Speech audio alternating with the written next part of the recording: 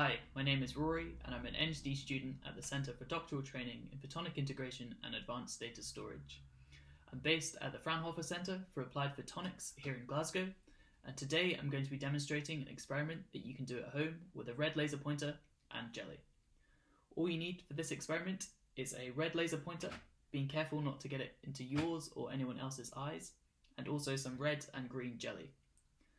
So, for this experiment, if we first shine the red laser pointer into the green jelly, we can see the light enters the jelly and then immediately gets dimmer. If we try the same thing with the red jelly, this time we can see the light much more clearly through the jelly, and it even comes out the other side. This is because when light interacts with the substance, it is either reflected, transmitted, or absorbed. Here we see that the red light is transmitted by the red jelly, but absorbed by the green jelly. Feel free to try this experiment at home, and even try with a different colour laser pointer or with different colours of jelly.